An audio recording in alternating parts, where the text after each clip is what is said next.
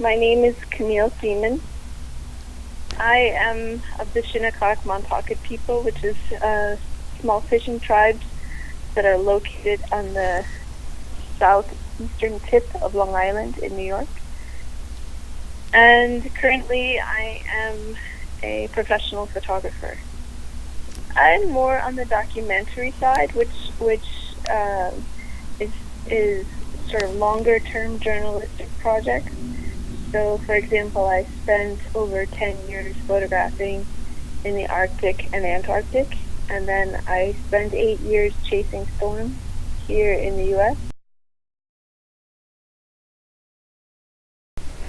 Well, I mean, most people don't know necessarily that I'm native unless I say so. Because I'm multi-ethnic or multiracial, however you want to categorize me. I'm like a chameleon in that they always wonder. They always say, "What are you?"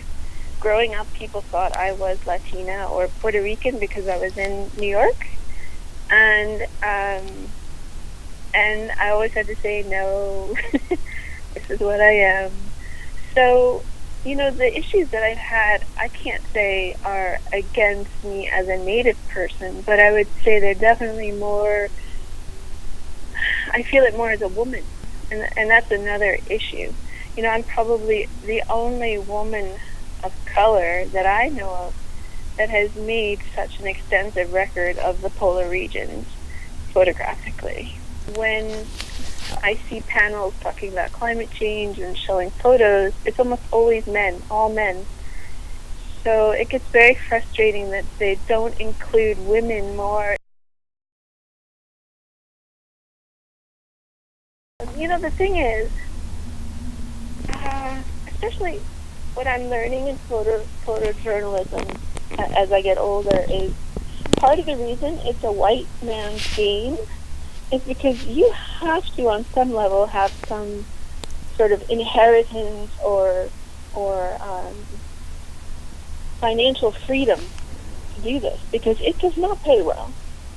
So it's not something that someone, and I, not to say that all people of color are necessarily financially challenged, but we definitely don't have the advantages that so many other people do. And so having the ability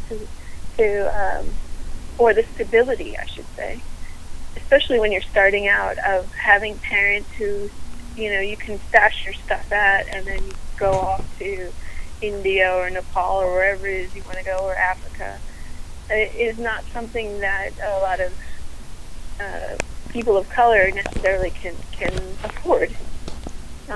It's all or nothing. You're out there. A lot of us are on our own. If we've made that bold decision to sort of step off the reservation or outside of our family or culture, it can be very isolated. And so there isn't that financial cushion or pillow to support you when things get rough. And so I say that to say that I think speaks to why so many photojournalists are white male, and that and then you add into that the elements of danger, or if you are a person of color, you're potentially can fit in better or stand out more depending on where you are, but you don't have the white privilege that supports you, and it's that blatant. It is really that blatant.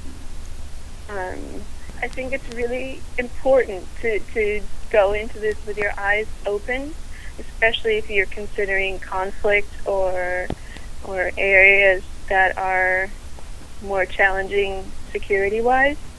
You need to have exit strategies in place. You need to have communication set up so that if things do go wrong, there are people at home who are going to go to bat for you. And it's naive to think anything less.